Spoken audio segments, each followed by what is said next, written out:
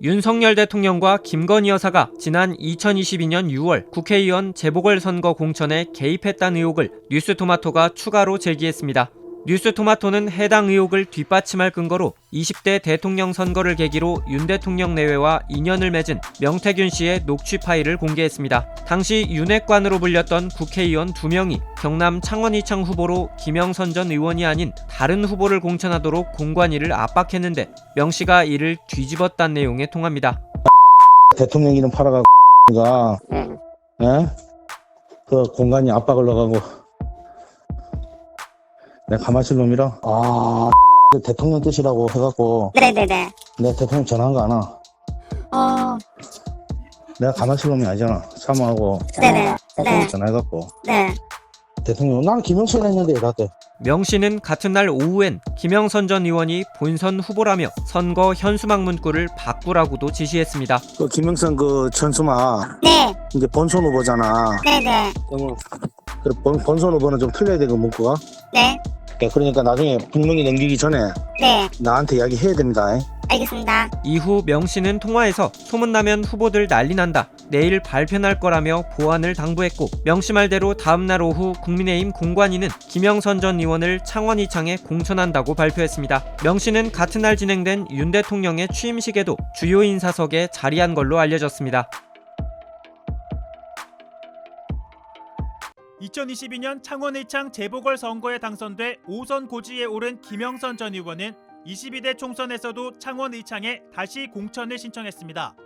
그런데 2월 18일 밤 10시 20분쯤 갑자기 경남 김해갑으로 출마 지역을 바꾸겠다고 밝혔습니다. 언론에 보도자료를 냈고 김 전 의원이 지역구를 떠나 봉하마을이 있는 김해갑으로 출마한다는 보도가 이어졌습니다. 그런데 출마 지역 변경 발표 약 40분 전인 밤 9시 38분 이루어진 통화입니다. 그게 중요한 게 기사가 오늘 떠야 돼. 네네 알겠습니다. 내일 아침에 그 컷오프 네. 발표돼. 알겠습니다. 김영선 컷오프야. 여사가 직접 전화 왔어. 그러니까 빨리 기사 빨리 해갖고 확인하고 그 기사를 네. 여사한테 줘야 돼. 나한테 빨리 보내. 네네.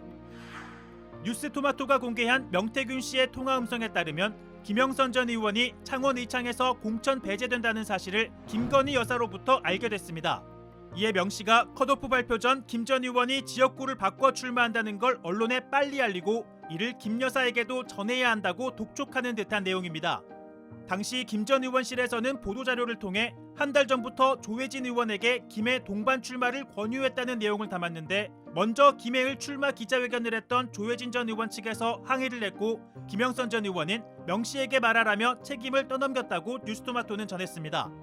윤석열 정부의 성공을 위해 험지 출마라는 명분을 내세웠던 김 전 의원은 경선 기회조차도 얻지 못하고 컷오프됐습니다.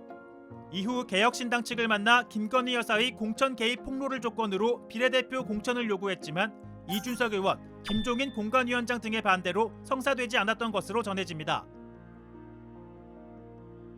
윤석열 대통령과 김건희 여사가 지난 2022년 6월 국회의원 재보궐선거와 22대 총선 공천에 개입했다는 의혹이 제기되자 야당들은 이에 대한 특검을 요구하며 공세에 나섰습니다. 윤석열 대통령 부부가 공천에 개입했다는 이 보도가 사실이라면 명백한 범죄입니다.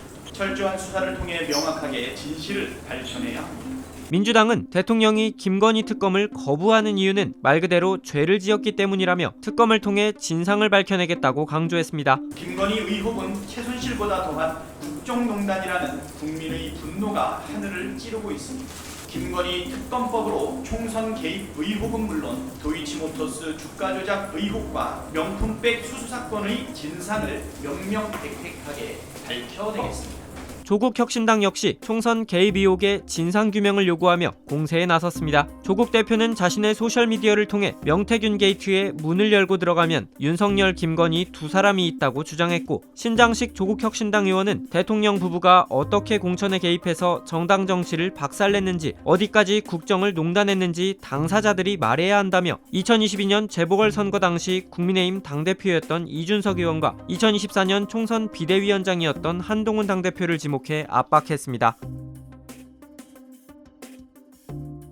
일단은 그 대통령의 영부인이 현역 당시 5선 의원이었잖아요. 네. 김영선 의원이 여당 5선 중진 의원의 공천과 관련해서 네. 언급을 해서 뭐 지역구를 옮기는 게 옮기라고 해서 옮기고 근데 거기 옮긴 데서도 또 공천이 안 되고 이거 자체가 사실은 있을 수가 없는 일이죠. 코미디 같은 그거 자체가 그렇잖아요. 그쵸. 아니 현직 대통령도 해서는 절대로 안 되는 일인데.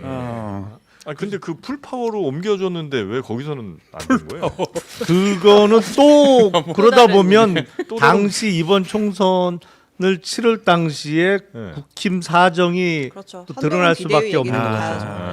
한동훈 대표가 아마 당시 이제 비대위원장이 아마 요건 또 막은 것 같은 느낌? 그러니까 저는 네. 이 국면에서 2명의 양심 선언이 필요하다고 생각해요.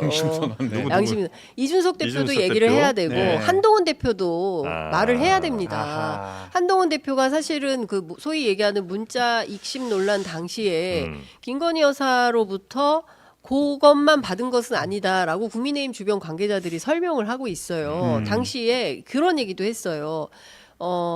우리도 문자 많아. 우리도 공개할까? 뭐 이런 얘기까지 했었어요. TV 토론 때 했잖아요. 그러니까요. 얘기 내가 더 하면 정말 다 그러니까 된다. 다 뭐 네. 뭐라고 표현했더라. 하여튼 뭐 네. 근데 그런 정도까지 갔기 때문에 한동훈 대표도 저는 이번 그 보도에서 굉장히 재밌게 본 대목이 한동훈 비대위라는 강력한 허들에 막혔다라는 대목이에요. 요 문장이 함의하는 바가 상당히 큰 겁니다. 그러니까 무슨 얘기냐면 김건희 여사가 됐든지 뭐 대통령실이 됐든지 모종의 작업을 통해서 이렇게 하려고 했는데 한동훈 허들에 막혀서 통과를 못한 거예요. 김해갑의 문을. 네. 그러면서 결국에는 개혁신당에 노크하게 되는 상황까지 가게 된 거 아니냐. 이런 설정이 가능한 거 아니겠습니까? 네네네.